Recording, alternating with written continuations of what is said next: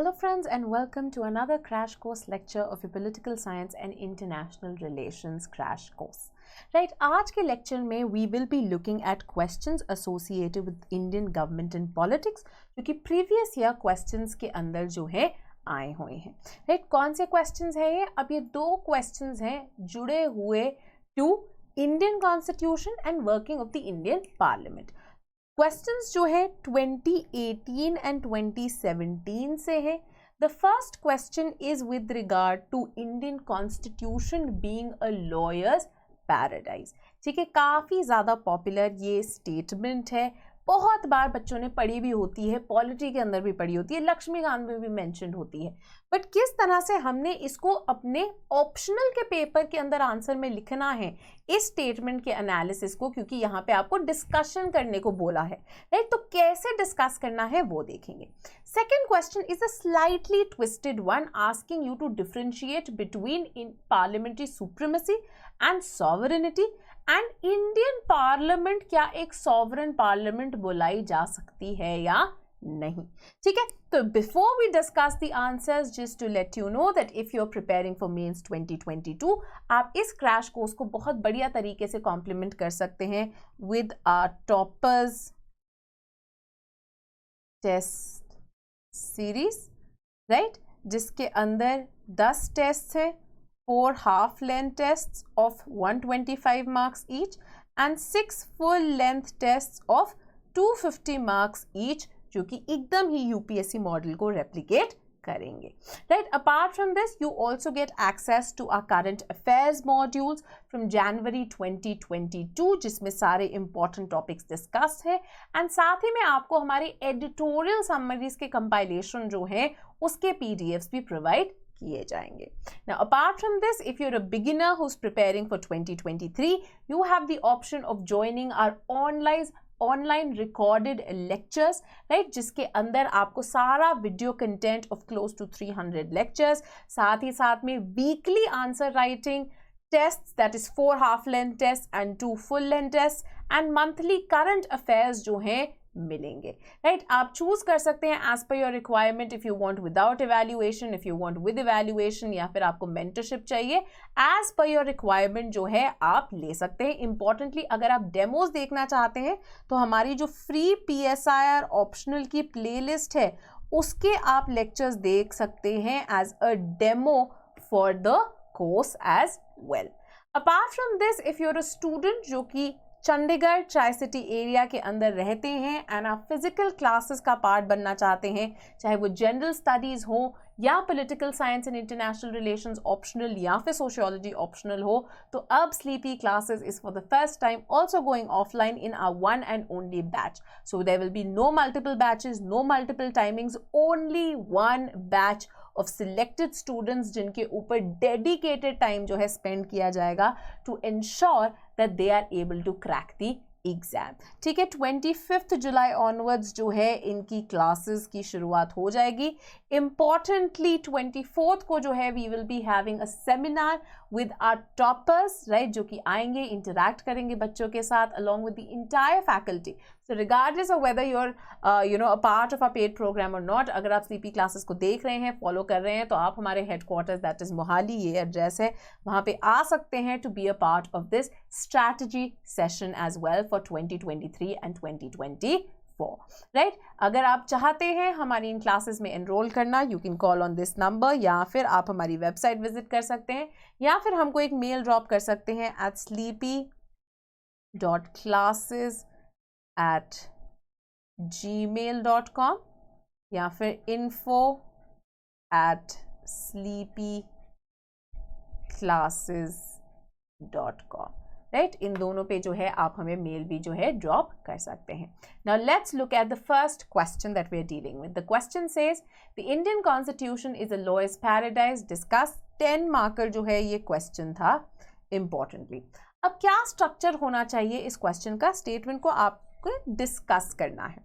अब lawyers paradise, basically जब Ivor Jennings ने लॉयर्स पैराडाइज बुलाया था, this was in context of the complex legalistic language जिसके अंदर पूरा का पूरा इंडियन कॉन्स्टिट्यूशन जो है वो लिखा था. तो पहली चीज तो obviously you should be introducing the Indian constitution, how it is one of the lengthiest constitutions in the world, and importantly this was made by the constitution makers to ensure कि हमारी जो नेसेंट डेमोक्रेसी है उसको बिल्कुल भी कोई internal या external खतरा ना हो, राइट। सो एक्सटर्नल खतरा टू आवर यूनिटी और इंटेग्रिटी, एंड इंटरनल खतरा ऑल्सो दैट किसी भी तरह का कॉन्स्टिट्यूशनल क्राइसिस जो है कॉज ना किया जा सके। इसीलिए in the fundamental law of the land every small detail with regard to political and administrative running of the country was mentioned. ठीक है, इसके बाद we come to the main discussion area of why the Indian Constitution can be called as the lawyer's paradise. What are the reasons जिसके कारण इसको lawyer's paradise बुलाया जा सकता है? ठीक है, तो एक डायरेक्ट ही हो सकता है, the kind of participation जहाँ पे हमारे जो बहुत सारे constitution makers थे वही lawyers थे. Then importantly the kind of language that has been used. Then importantly जिस कारण से आपकी जो है एक जो excessive details हैं वो इसके अंदर mention की गई हैं. Then सबसे important जो आपकी इंटरप्रिटेशन को लेके जितनी बार जो है ये कॉन्स्टिट्यूशन का मुद्दा supreme court and high court के अंदर इतनी बार जो है पहुंचा है, ठीक है, तो इन सब के बेसिस पे आप इसको एक लॉयर्स पैराडाइज कह सकते हैं. In conclusion obviously you can talk about that how this is much much more than merely a legal document और अ लॉयर्स पैराडाइज, कि किस तरह से ये एक वैल्यू, एक फिलोसफिकल, एक एस्पिरेशनल डॉक्यूमेंट है, एंड साथ ही में हम क्या स्टेप्स उठा सकते हैं टू इंश्योर कि ये जो एक overtly legalistic document है this becomes more accessible to people and ये ज़्यादा समझ में आ सके लोगों को भी आसानी से, राइट. तो चलिए बढ़ते हैं towards looking at the answer also. तो जैसे कि मैंने बताया था इंट्रोडक्शन में you can talk about the features, some broad features of the constitution very briefly. बहुत एक्सेस में, बहुत डिटेल में आपने नहीं जाना है बिकॉज 10 मार्कर भी है. So you can write how the Indian constitution is one of the most detailed constitutions in the world, in fact the lengthiest constitution in the world that includes both constitutional matters as well as matters of everyday administrative details, that was felt necessary by the makers of our constitution so as to ensure the nascent democracy after a long period of colonial rule. ठीक है, तो हमने एक तरह से context भी दे दिया कि क्यों इतनी चीजें जो है उसके अंदर ऐड की गई थी in the very introduction. Then we talk about that why is it that we regard the constitution as a lawyer's paradise. सबसे पहले तो obviously the dominant presence of lawyers themselves. So if you see the Constituent Assembly of India जिसके अंदर जो constitution makers थे वो prevalent थे, तो अगर आप top most leaders को भी देख लेते हैं, most of those leaders were in fact lawyers. So from Jawaharlal Nehru to Sardar Patel to Dr. Ambedkar, they all had legal backgrounds. And in fact, even before the making of the constitution, during the process of a draft being formulated, a number of legal luminaries such as Sir B.N. Rao, जो कि खुद एक lawyer थे, were also associated with the making of the Indian constitution. So at every step, from the draft to the making to the final drafting committee के chairperson, हर जगह पे जो है लॉयर्स इन्वॉल्व थे, ठीक है. सो हमारे जो कॉन्स्टिट्यूएंट असेंबली के ही जो सबसे टॉप मोस्ट लीडर्स थे, they all mainly came from legal backgrounds.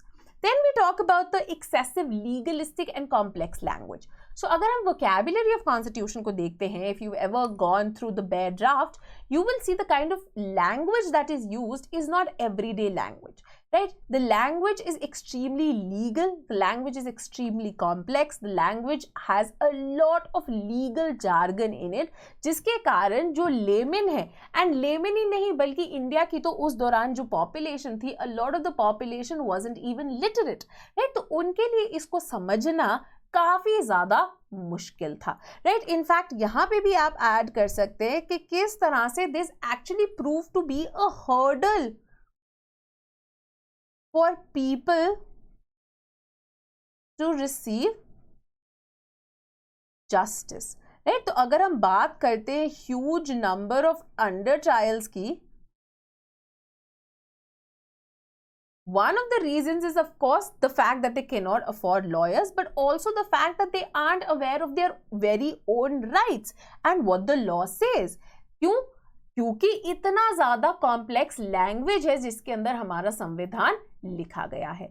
In fact, P.R. Deshmukh, who was one of the members of the Constituent Assembly, had lamented कि ये कितना ज़्यादा हमारा दुर्भाग्य है. It is a misfortune that our constitution has been burdened with so many words which could have been easily gotten rid of to make the constitution simple.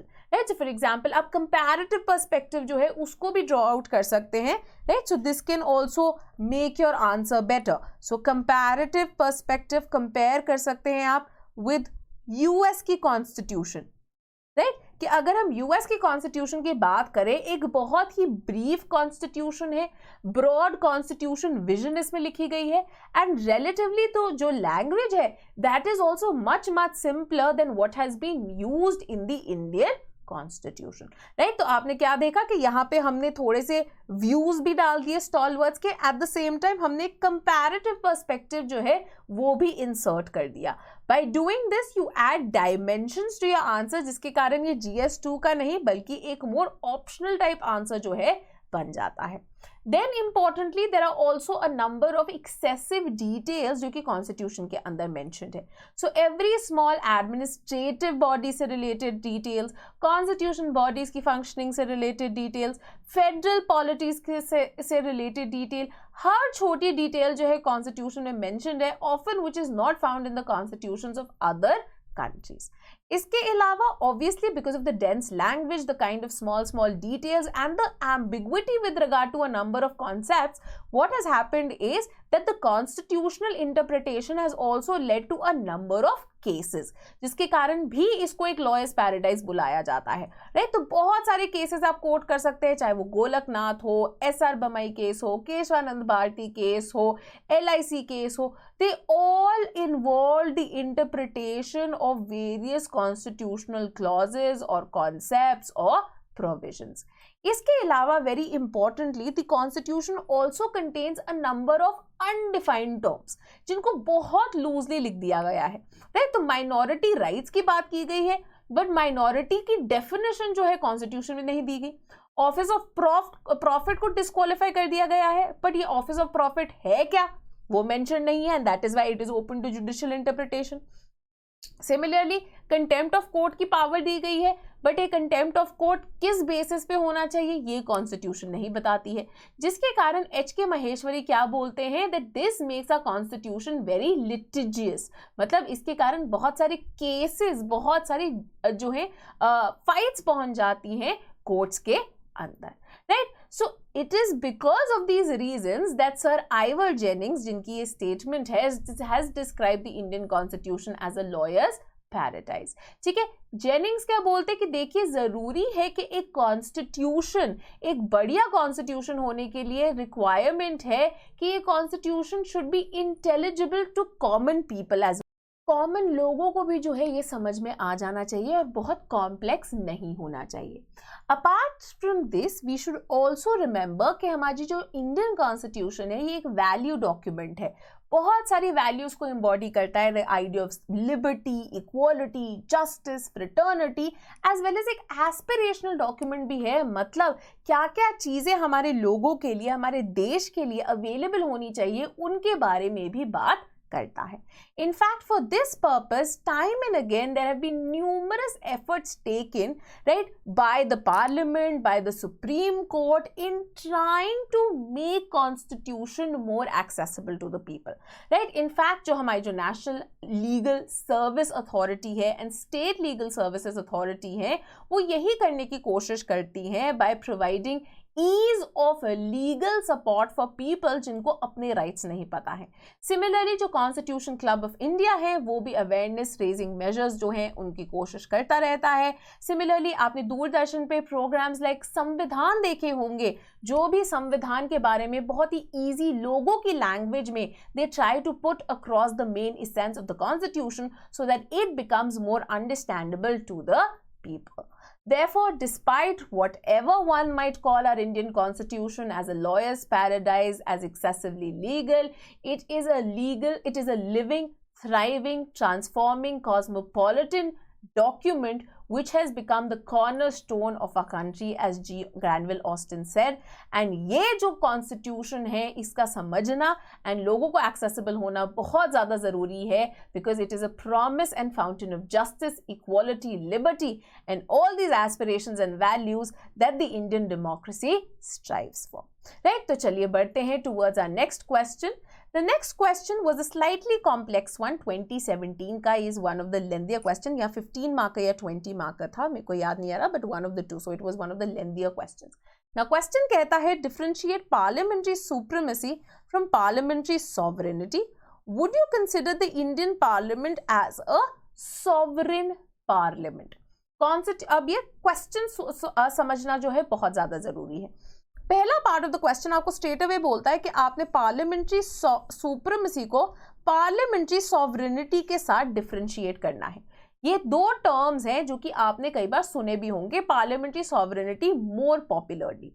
ठीक है, specially in the context of UK parliament. जब हम comparative perspective करते हैं, जब UK and Indian parliament की बात होती है, तो हम कहते हैं कि यूके की पार्लियामेंट जो है ये सॉवरेन है. तो वहीं से निकल के आता है पार्लियामेंट्री सॉवरेनिटी का भी जो कॉन्सेप्ट है. अब second part of the question क्या बोल रहा है कि आपने ना ही सिर्फ डिफरेंशिएट करना है between these two concepts, but आपने ये भी बताना है कि क्या इंडियन पार्लियामेंट एक सॉवरेन पार्लियामेंट है. ये आइडिया आपने एग्जामिन करना है, that if you are saying that the Indian parliament is not sovereign, what is the basis? Why are you saying that? Give your arguments to back this statement. ठीक है, ये आपने provide करना है. And that is why what should be the structure? सबसे पहले in the introduction part only you should tackle the difference between parliamentary supremacy and parliamentary sovereignty.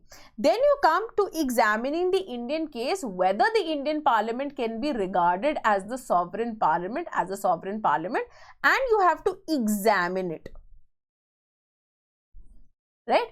Examine the case that why can it not be called sovereign.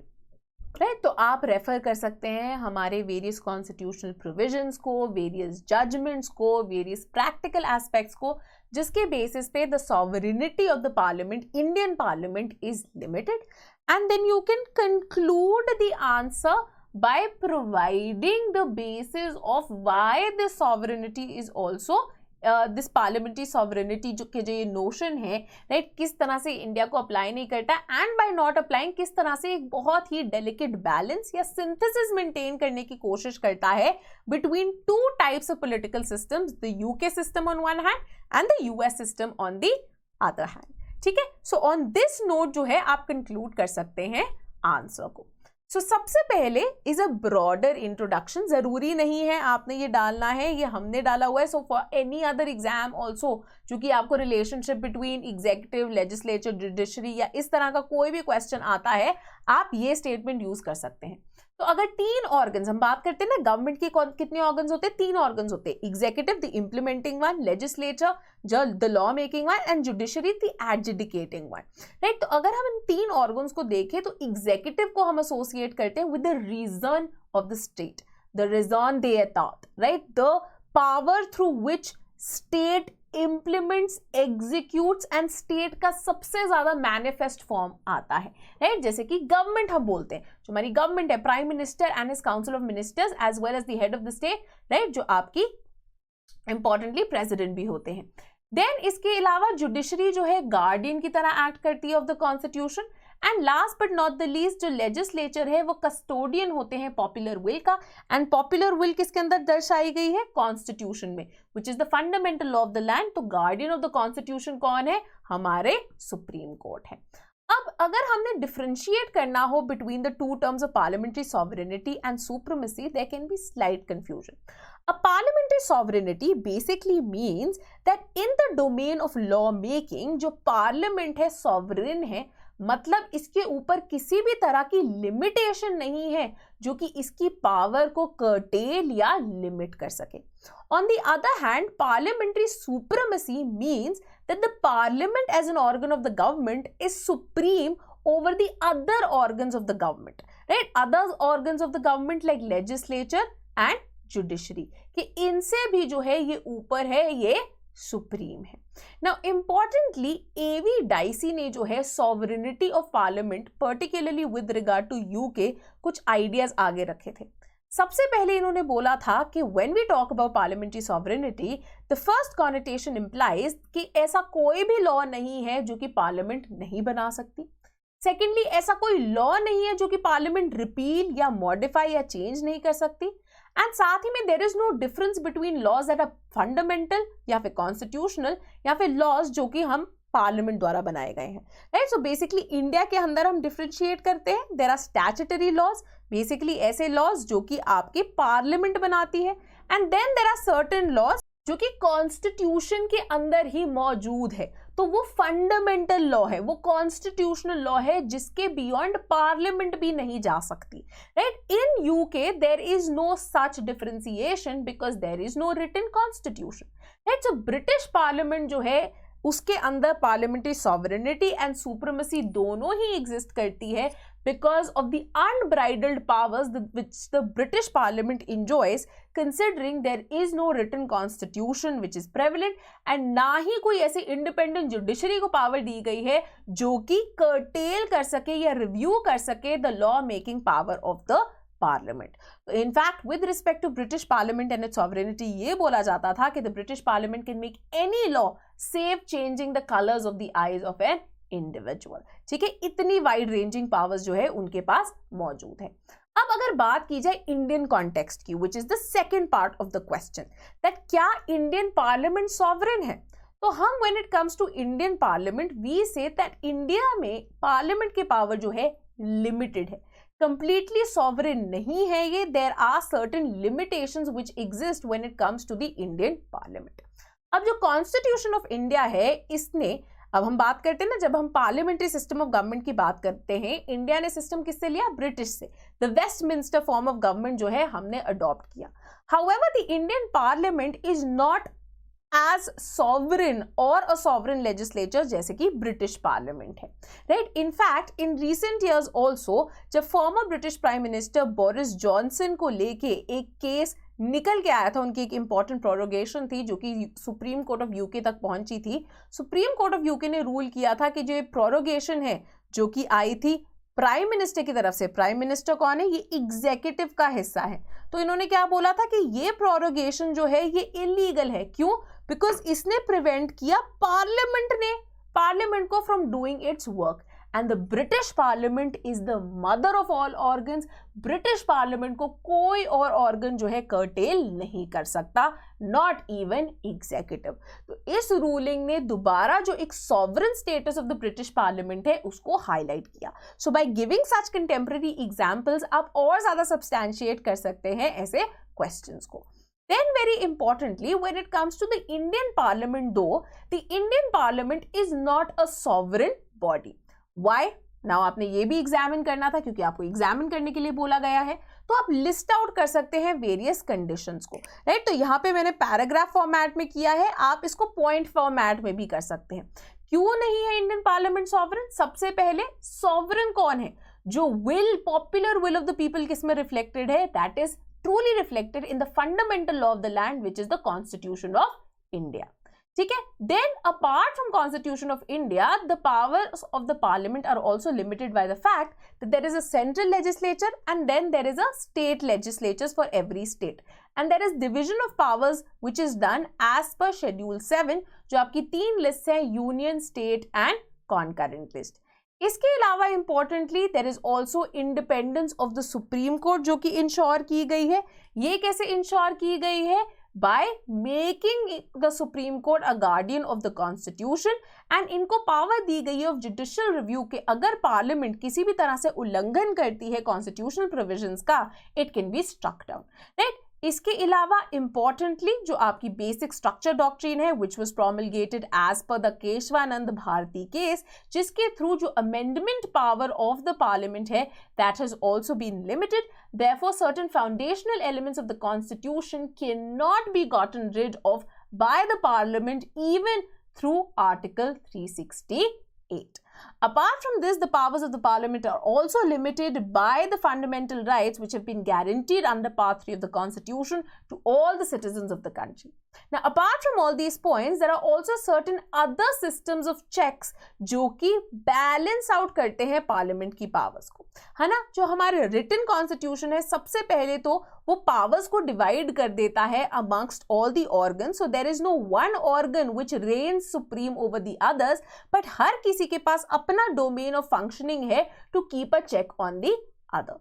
Then importantly हमारी जो कि independent judiciary and judicial review का power है, अगर constitution को violet किया जाता है तो आपकी जुडिशरी जो है स्टेप इन कर सकती है. आप एग्जांपल दे सकते हैं हमारे 99th कॉन्स्टिट्यूशन अमेंडमेंट का, विच वाज योर एनजैक, जो कि रिप्लेस करता था कॉलेजियम को, जिसको सुप्रीम कोर्ट ने ultra vires to the constitution मानते हुए क्या कर दिया, इसका उल्लंघन कर दिया. It was declared as void.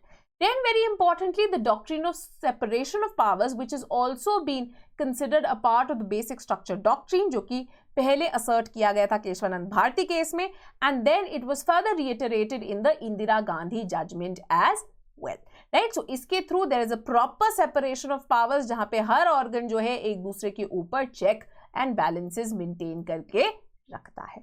Therefore, when it comes to the Indian central legislature, that is the parliament, right? क्या है, हम देख सकते हैं that in certain domains, so for example, when it comes to the union list or list 1, उसके ऊपर जो subjects हैं वहां पे इंडियन पार्लियामेंट के पास सुप्रीम पावर्स हैं of law making as well as powers of deciding on the privileges of its members as well.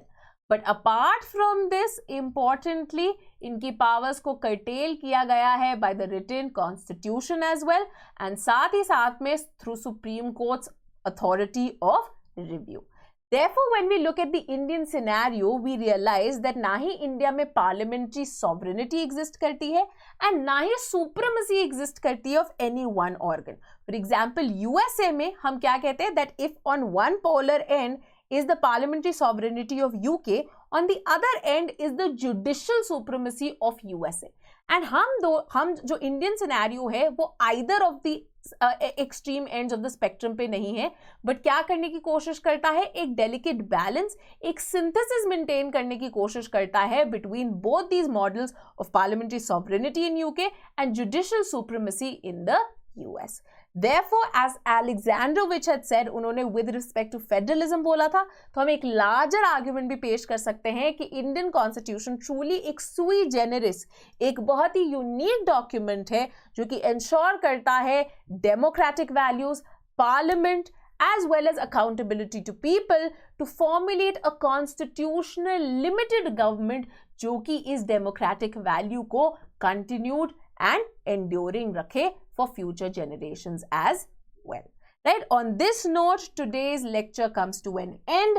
Please also keep practicing ये सारे questions on your own. It will be a very, very good practice. This was all for today and we will see you in the next lecture. And साथ ही में, if you want to enroll in any courses, you can call on this number to get more information.